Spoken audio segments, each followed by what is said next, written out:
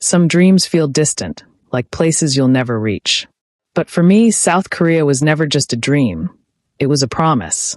A place where stories come alive, where love feels real, and where I felt connected. I didn't just fall in love with the dramas. I fell in love with a world I had never seen but always felt. And now I was finally going there. I came searching for stories. I never imagined I'd become part of one. Now, standing here, I realize this isn't just a journey. It's the beginning of my story. Tenny had always loved South Korea. Even before she set foot there, she felt a connection to the country. She loved everything about it, the food, the music, the culture, and most of all, the K-dramas. K-dramas had been her escape on rainy afternoons. She could spend hours immersed in their heartfelt stories, watching her favorite characters fall in love, face challenges, and discover their true selves. Whether it was the charming leads, emotional storylines, or stunning backdrops, K-dramas transported Tenny to a world where every moment felt magical. Through these dramas, she picked up simple Korean phrases like "Annyeonghaseyo," hello, "Gomawo," thank you, and "Sarangi," I love you. The thrill of understanding these words in context filled her with excitement, and she couldn't wait to hear them spoken in real life. For years, she had imagined herself walking through the busy streets of Seoul, eating tteokbokki from a street vendor, and visiting beautiful places like Namsan Tower and Jeju Island. When she got the chance to study in Seoul for 2 years as part of an exchange program, it felt like her dream was finally coming true. Tenny's friends and family in Nigeria were both excited and nervous for her. They all gave her advice, but her mom's words stood out. As she hugged Tenny tightly at the airport, she said, "Stay true to yourself, my dear, but don't let anyone treat you unfairly." When Tenny arrived in Seoul, her host family welcomed her warmly. Mr. and Mrs. Kim were kind and always smiling, but their son Miho was different. He barely looked at her when they introduced her and spent most of his time in his room. Miho was tall, with dark hair that fell perfectly into place and deep, piercing eyes. He had the kind of presence that made everyone notice him without him even trying. But his cold attitude made it clear he didn't want to be friends. Tenny didn't let this bother her. She was determined to make the most of her time in South Korea. On her first day of school, she walked confidently into the classroom, her curly hair bouncing with every step. But soon, she realized things weren't going to be easy. The other students whispered about her, stealing curious glances but keeping their distance. She could tell they weren't used to seeing someone like her. Miho, on the other hand, was the center of attention. Everywhere he went, the girls followed him with their eyes, giggling and whispering. The boys either envied him or tried to be like him. Tenny felt like a shadow in comparison. Still, she refused to let it get to her. After school, she explored the city, taking in the sights, sounds, and smells of Seoul. The bright signs, bustling streets, and the smell of freshly cooked Korean barbecue made her heart race with excitement. Even though school was tough, the city gave her hope. But everything changed one evening. After dinner, Tenny decided to take a walk by the Han River. The water sparkled under the city lights, and the cool breeze felt refreshing. Lost in thought, she didn't notice someone following her until she heard a voice behind her. "You shouldn't be out here alone." Startled, Tenny turned around and saw Miho standing there. His hands were in his pockets, and his expression was serious, but there was a softness in his eyes she hadn't seen before.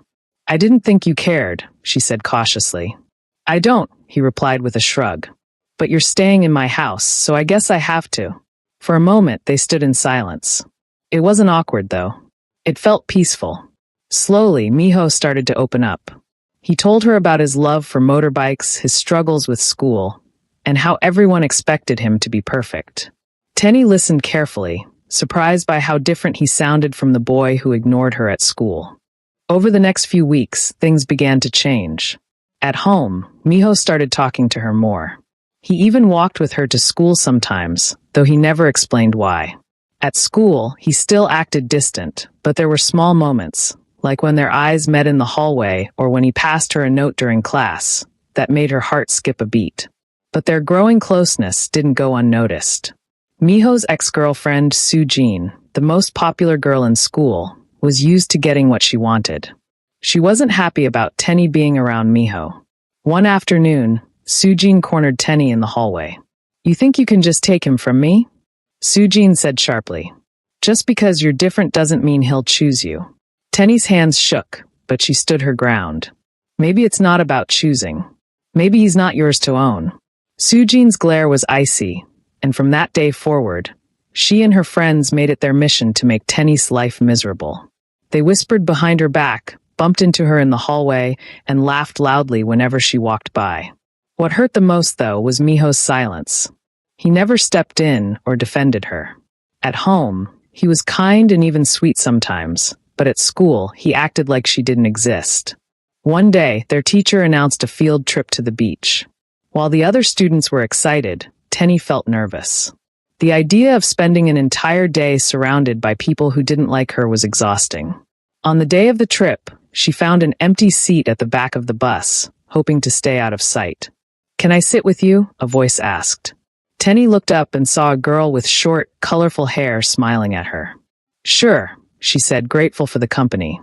"I'm Hannah," the girl said as she sat down. "I've never met anyone from Nigeria before. Your hair is so beautiful."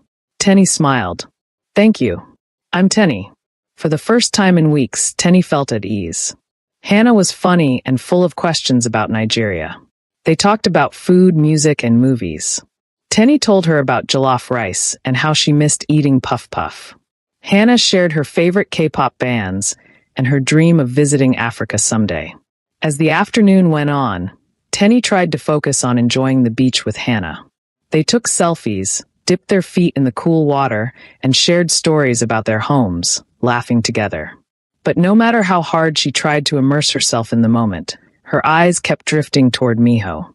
He was laughing with Sujin and her friends, completely at ease. Hannah noticed her quietness and nudged her. "Are you okay?" "I'm fine," Tenny said, forcing a smile. But the truth was she wasn't fine.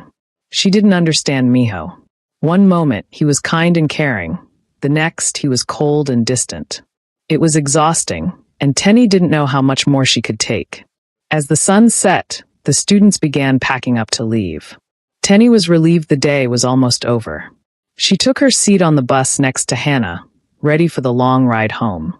But just as the bus was about to leave, Miho walked down the aisle. "Hannah, switch seats with me," he said. Hannah looked surprised but didn't argue.